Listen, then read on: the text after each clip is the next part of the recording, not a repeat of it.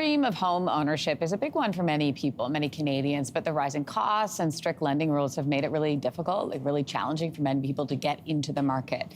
So starting December 15th, we're talking about this Sunday, new federal mortgage rules are coming into effect. What are they? How could they help you afford a home?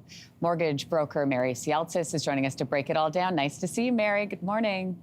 Good morning. All right, what are the biggest changes to the mortgage rules and who will benefit the most? First-time homebuyers will definitely benefit the most. One of the rule changes is that the amortization is being extended from 25-year limit to a 30-year limit. So this can really help buyers get into the market because it will, if you spread the payment out over a 30-year amortization, it'll make it a lower monthly payment. But for those who need it, it will actually increase their buying budget. And that may help somebody get into their first home. So that's a very big change.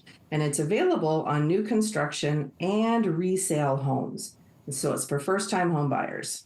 Okay, so obviously like a big game changer, you'd say. I think so. Okay, so let's talk about raising the insured purchase limit. This is another avenue that people can access. The insured purchase limit to $1.5 million. What will that do for people? It will help a certain group of buyers. Again, it's not for everybody because although they are raising the insured limit to 1.5 million, the minimum down payment on a mortgage or on a purchase that size would be $125,000 if you were doing an insured mortgage, which means you have to qualify for a $1.375 million mortgage. That's not everybody, but it's enough people, especially in larger urban centers, where they would be able to achieve that. That would be approximately $350,000 a year in combined incomes to qualify for a mortgage of that size. And there is a segment of buyers that fall into that category.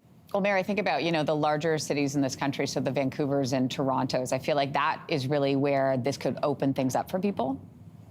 Definitely. And that's why it's a very good move. And of course, they don't have to go right to the 1.5 million. Mm-hmm. It's anywhere, because up until now, we've been limited to anything at $1 million or more. So there's a big spread in there. So even if they just go to 1.2 million, it's still going to really open up some new doors for a lot of buyers. Speaking of opening up some new doors, obviously we have a housing crisis in this country. We need more units. There is now a new refinancing opportunity that'll be kicking in January. So this, Mary, is for people who are looking to add some kind of secondary suite. So walk us through that. Yeah, so this one's a little more complicated. And again, it's going to be tougher for people to qualify, but for those that too, it could be a really good tool. So the government is allowing people to refinance their homes up to $2 million so that they can get the funds required to build an additional dwelling unit. But it would be restricted to that. So you couldn't refinance to take the money out and, buy a cottage. It would have to be for an additional dwelling unit on the same property.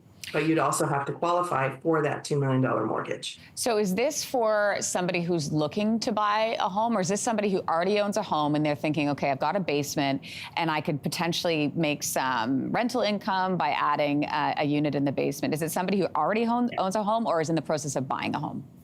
No, it's for somebody who already owns a home. So it's a refinance option. So it's to take your existing home, refinance your existing mortgage, tap into any existing equity that you have, and borrow the money from that in order to get the construction costs. So you can build this additional dwelling unit, whether it's a basement apartment, a garden suite, a laneway home, something.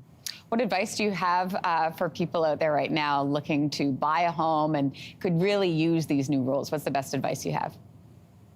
First and foremost, check your numbers, because with these changes, buyers, especially first-time buyers who thought they were pushed out of the market, this move from 25 to 30-year amortization may make the difference between staying in a rental and owning. So speak to a mortgage professional like myself, get your numbers checked, see where you sit. And then if you are in a good position and you are stable with your job and comfortable with where your finances are, by all means, get out there and buy.